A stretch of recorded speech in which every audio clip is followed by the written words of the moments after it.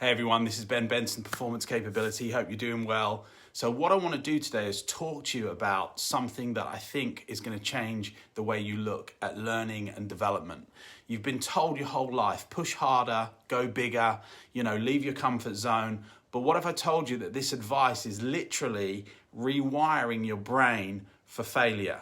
And here's what I mean by this. Here's what blew my mind. A guy called Luttrell, the Navy SEAL who survived Operation Red Wings, made a confession that changed everything I thought I knew about, peak performance and really making a difference in your ability to get ahead. He said the hardest part of SEAL training wasn't Hell Week. It was the recovery periods where they thought they weren't being challenged, enough. Wait, what? Think about this. The guy who literally survived the impossible is saying the easy parts were harder. That makes zero sense until you see the brain scans. Stanford researchers discovered that when you push too far beyond your comfort zone, your prefrontal cortex, the learning center of your brain, literally, it shuts down. So you're not building skills, you're building trauma responses. That's why you burn out on your goals. That's why you start strong in January and you quit by March or sooner for some people. Why every time you try to level up, you actually get worse at what you're trying to improve. You're not weak, you're not lazy. It's not that. It's more the fact that you're pushing the wrong way. But here's what the best actually do. Here's what they do. We're going to watch it in this video. Hope you get something out of it. Let's run the intro. Hold your breath, all the moves we're making. So, everything you've been told about leaving your comfort zone is a lie. I know that's a big claim to make, but it's a lie. And this lie is actually sabotaging your growth. While everyone's screaming, go big or go home, the science shows that going too far beyond your comfort zone actually slows your progress to a crawl.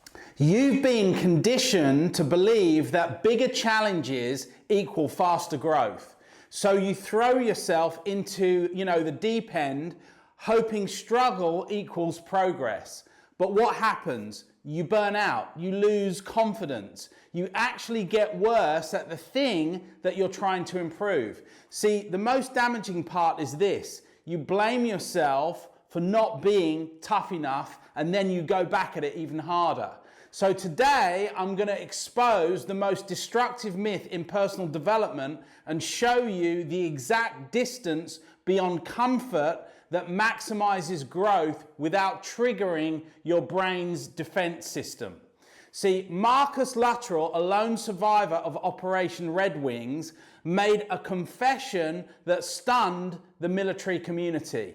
During a training debrief, he admitted, the hardest part of SEAL training wasn't Hell Week, as most would expect.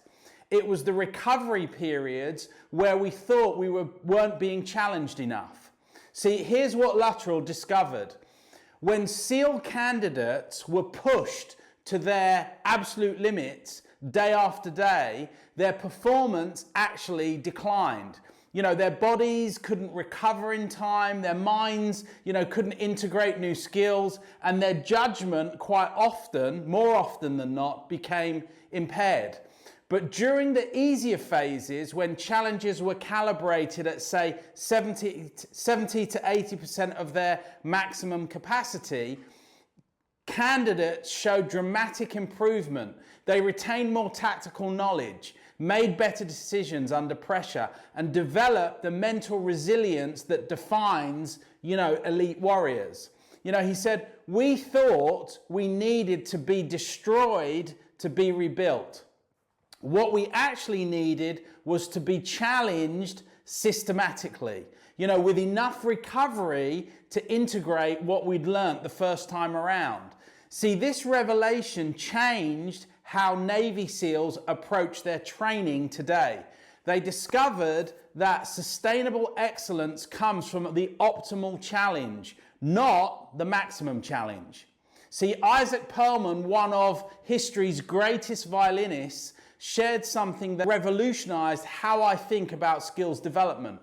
During a masterclass at Juilliard, a student asked him about practicing the most difficult passages. Perlman's response was unexpected. He said, "I never actually practice pieces that are impossible for me.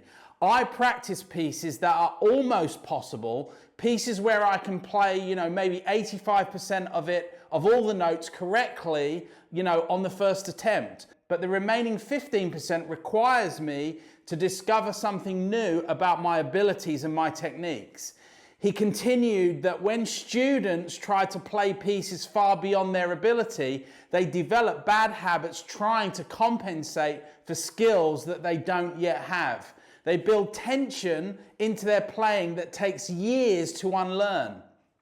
But when they practice just beyond their current ability, they build skills on a foundation of relaxation and confidence and control. See, this comfort zone truth, growth happens in the space between what I can do easily and what is impossible. It's surprisingly narrow, but it's a band where all the breakthrough happens.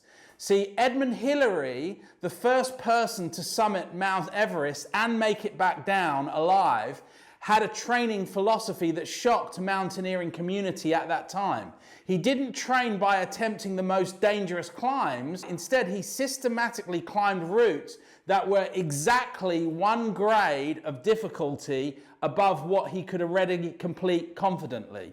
See, he said, every mountain teaches you something specific, but only if you're capable of learning its lessons. If a mountain is too far beyond your ability, it teaches you nothing except fear and survival. That's a really interesting insight if you think about it. But if it's just beyond your comfort zone, it teaches you new techniques, new confidence, new possibilities. So Hillary's expedition diaries literally reveal his methodical progression. He wrote, first, master local hills, until movement becomes automatic. Then tackle technical rock faces to develop problem-solving skills. Next, move to high-altitude peaks to adapt to oxygen deprivation. Finally, the highest peaks where all previous skills integrate, each level built upon the previous one. By the time Hillary attempted Everest, he wasn't taking a massive leap, at least in his abilities. He was taking one more perfectly calibrated step in a long progression of development. See, Dr. Carol Dweck's research at Stanford revealed something shocking about challenge and neuroplasticity. When subjects were given tasks far beyond their ability level, brain scans showed decreased activities in the prefrontal cortex. This is the area responsible for learning and adaptation. But here's the surprising finding. The brain showed maximum plasticity when subjects worked on tasks that were challenging but achievable. What she termed productive failure. This is a failure that teaches rather than, traumatizes. Productive failure occurs when you fail at something you almost succeeded at. Dweck explains your brain analyzes what went wrong and makes specific adjustments. But when you fail at something completely beyond your ability, your brain doesn't want to know. It doesn't want to adjust. It just registers the experience as something to avoid. See, neuroscience is clear. Your brain has an optimal learning zone. Push too far beyond it and you trigger protective mechanisms that actually inhibit growth. Lang Lang, one of the world's most celebrated, pianists, revealed his practice method during an interview, that changed my understanding of skill development. See, a pianist by the name of Lang Lang, one of the world's most celebrated pianists, revealed his practice method during an interview that literally changed my understanding of skills development and human excellence. He said, "I never practice pieces by playing them beginning to end. I find the hardest measure I can play perfectly, then I add one measure of difficulty. When I play those two measures perfectly, I add one more," and goes through that process. This approach seems, almost boring compared to the throw yourself in at the deep end approach or, mentality that most people embrace.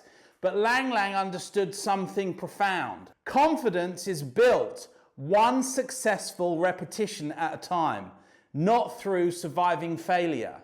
Each time I master a small section, he said, my brain says, I can do this. Then, when I add one more measure of difficulty, my brain says, I can probably do this too. But if I try to play an entire impossible piece, my brain says, I can't do this, and that belief becomes, self-fulfilling.